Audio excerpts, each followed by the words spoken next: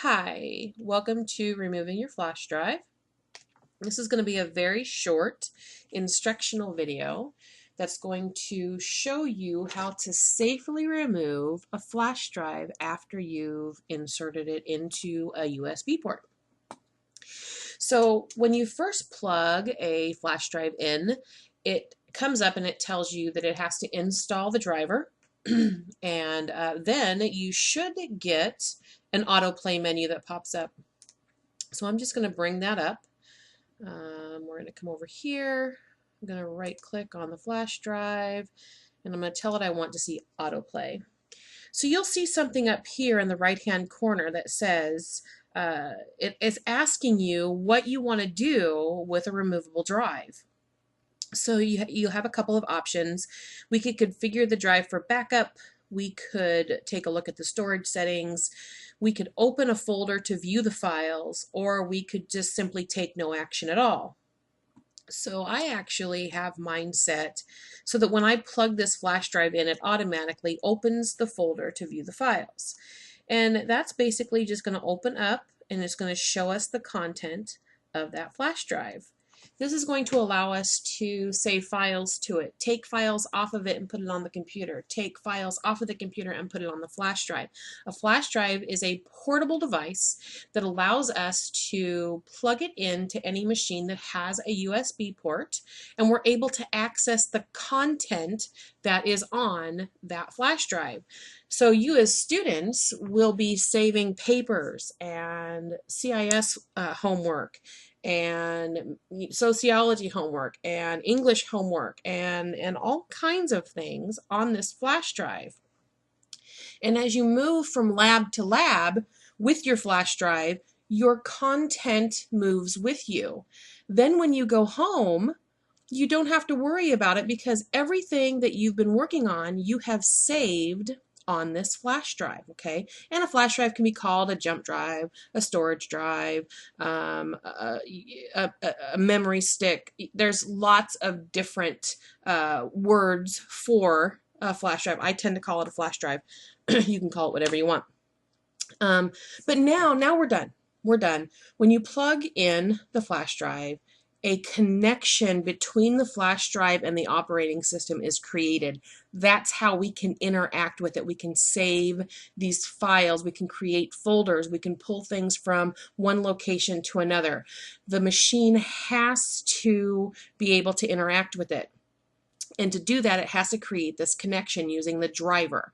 So once we're done with it, it's not as simple as just grabbing the flash drive and physically pulling it out of the port, because we could unintentionally do damage. I've had this happen before. I used to just grab those puppies and pull them right out. I've had instances where an entire flash drive has been obliterated. I've lost everything and didn't have backups. So I am now a very firm believer, and have been for many years, firm believer that you just have to get into the habit of safely removing the device from the system so as not to corrupt any information. And as we talked about the first couple of days, corrupt is just a file or something that is not in its original format. It can't perform the job that it was built to do. So if we have a file that we have created that is a Word document and we corrupt it, Word can no longer open it because it doesn't know how to read the format if it's in a corrupted state. When we take those flash drives out without closing the connection, we stand the risk of corrupting the information. Now, 9 times out of 10, it's not going to be a problem. But it's that 10th time that's going to come up and bite you right in the keister, because then you're going to lose stuff and you're going to have to go back and rework papers or rework homework, and you're going to have to spend some extra time. So this is what you're going to do. In a previous video, we talked about the taskbar, and we went ahead and we put the safely remove hardware and eject media icon in the shown icons area of the notification area, right? So this guy right here, he actually looks like a flash drive, and he has a little check mark.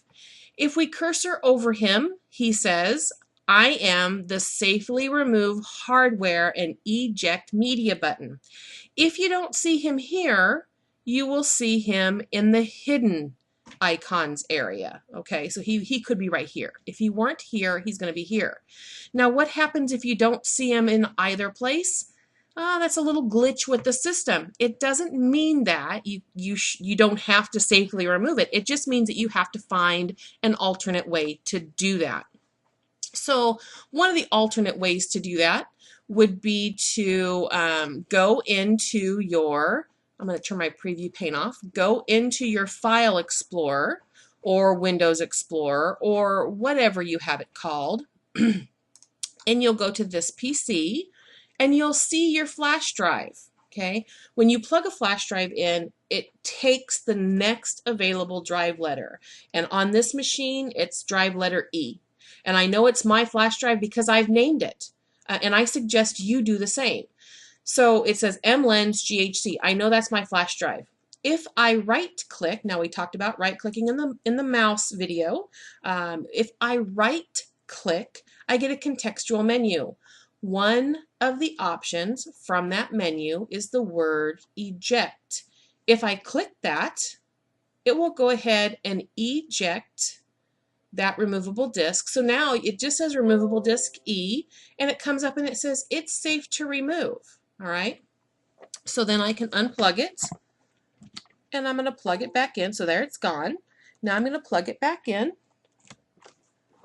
There we go. And you kind of heard that ding, ding, ding, ding, and that kind of is what happens. And you'll see that it automatically opened up a folder to view the files, right?